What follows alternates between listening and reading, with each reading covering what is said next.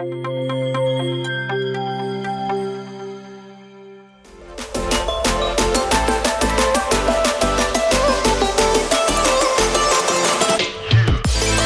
can't tell you how pleased I am to introduce you to such an inspirational woman, and her book will ask you this question, and this is exactly what her book title is: Ask Why, but Not Why Me. Kristy Mandigo is with us, and she has quite a story from growing up on a farm to engineering to overcoming obstacles and all the things in between, which is such a big part of her book. Kristy, thanks for hanging with us. Absolutely. Thank you so much for the introduction. Let's talk about your beginnings and what was life like growing up on a farm, and what led you to engineering, and what were obstacles that you had to overcome? Well, so growing up on a farm, I didn't actually know much about it was a small farm town, so I didn't know what a city was like. I didn't know that we didn't have all the advantages of a city and whatnot. And so going to doctors and whatnot, that was, 30 minutes, hour and a half away. In fact, I had a surgery that was in a whole different state because of the specialty that I had to have. And so I didn't know better. I didn't know when I went to LA after college, all these doctors are around me and I can go to a doctor in 10 minutes if I needed to. I have a hospital in walking distance, for goodness sakes. So that whole aspect was very interesting. Growing up on a dairy farm, my mom and dad, they decided to make that change when I was born so that they could be around for me through my seizures, through having to go to the doctors, having all of my hematologist appointments, when they had to figure out all of my blood issues, all of those things. My dad had the ability to rearrange things. My mom was a school teacher, so she made sure that, she made those decisions, and so did my dad, so that I and my siblings had the ability to grow up and have different types of careers. Right, boy. And so it was a really, I didn't realize it growing up, right? So I didn't know how much my parents really gave me. Like when my dad would, spread manure and it smelled like poop. Like that was not the time that I felt grateful.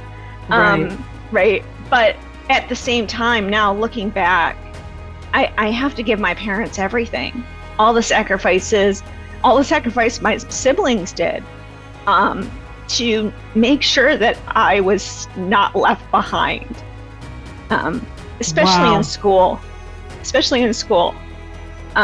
because all of my learning disabilities and whatnot, not being able to read, my parents really did a lot.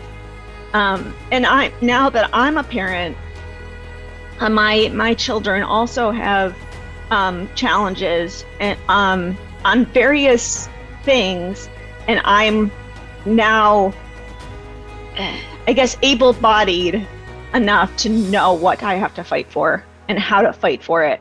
So my kids have that benefit that I don't know my parents did.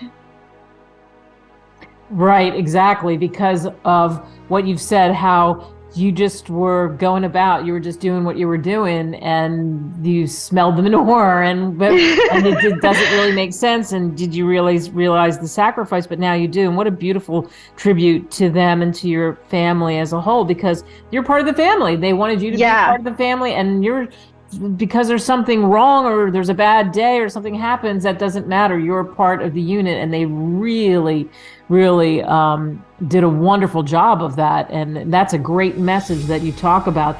Why did you write the book? Actually, I wrote the book because I had some folks at my company that would come to me and ask these questions that we're just talking about right now, challenges, what to do, how are they supposed to help their child that has epilepsy, what doctors to go to, should I hold my child back from school because they can't read, what should I do, like, and just coming to my office, and I was basically a safe space for a lot of individuals. And then I started to do community service, and then there would be people from Hawaii or Texas or New York or Chicago. They would find me on social media and call me and ask questions that I just felt like if I wrote them down, it would help other people I don't even know, people that don't have a condition but know someone that does or has aged into a condition and just needs someone to tell them that today's going to be okay. Wow, today's going to be okay. There's your hashtag, today's going to be okay. And in the book, and of course, talking about becoming an engineer, can you imagine, your family must be incredibly proud that you went to school. You were smart enough. It's not easy to become an engineer. It's not easy to rise through the ranks of Raytheon and so many of the other spots that you were in. What was that like for you to just have this incredible career that you're in the middle of? So when I was, from a very early age, I had grit. And my family is, it's way beyond grit. That's what they tell me. And they've never pushed me into doing anything. If I was going to end up being a couch potato, they would have accepted that in some way, shape, or form. But I didn't accept it. I would not accept that. So they embraced me with whatever aspirations I had. They never told me I couldn't do it. They told me, how are you going to do it? Why are you going to do it? What are you going to do to get there? They would do those challenging questions, and I would figure those answers out. My parents never pushed me or made me be this engineering legacy, if you will, to be. They never did that. I had that within me, and so all of the things that I've had, I've never really stopped and said, why me? It's always been, why am I doing this? What is my drive? Who am I doing this for? How am I going to do this? And I just found the answers, and I pressed through, and I knew I could do it, whether it was going to hurt physically or emotionally. I just pressed through it. I felt the drive and the want to become an engineer. I love the discipline. I want to always know why something is working, how something is working. I want to be part of sending something up to space or sending something out in the field that will help someone be able to do early warning systems or radar, finding things in the sky so that we can have our freedom. I was, as you can imagine, I have a disability. I'm not allowed to serve our country as a war fighter, but I can serve my country being part of the aerospace industry, and Raytheon Technologies has a lot of government contracts. Boy, they sure do. What do you hope people take away from reading your book, Ask Why, but Not Why Me, which you can get on Amazon, Barnes & Noble, wherever great books are sold? So I hope that people realize that they can find their own drive and find their own ask why. Like, why am I doing this? Where is my drive? What is pushing me to be who I am? And if they want to go do something, they have the ability to do it because they have their own drive. They have their own passion, and find it. Don't be told by someone else that they can't do it, because no one can tell you what you can and cannot do. I've had many times where a professor or a teacher told me, you can't be an engineer. and I've had people in the industry tell me, you're never going to be a chief engineer. There's no way. You're never going to get there, Kristy. You might as well just be X.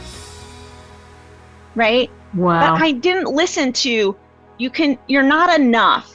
I've always, there's always been this, the naysayers that say you're not enough. But it's not up to them that I'm not enough. I am enough. And yes, I sometimes forget that. And even my son this week had to remind me that I am enough. And he actually told me, you need to go back and read your book. So my children to this day use my book for my own inspiration, because sometimes I need to reread my own words. Right. And I hope others do too. Yeah, to listen to what you've said. Well, I think you're an incredible inspiration, and you're very, very talented. And Raytheon and anybody else who comes in your path, they're lucky to be able to work with you. And you can just tell, you just glow, you have this good heart, and it's really weaved throughout your book. That's, I think, the other part of this. And it's wonderful, wonderful, wonderful. So I hope you all go out and read Kristy's book. Like I said, you can get it really everywhere. Thanks, Kristy, for coming on. Absolutely. And thank you for having me. And I hope everyone enjoys the book.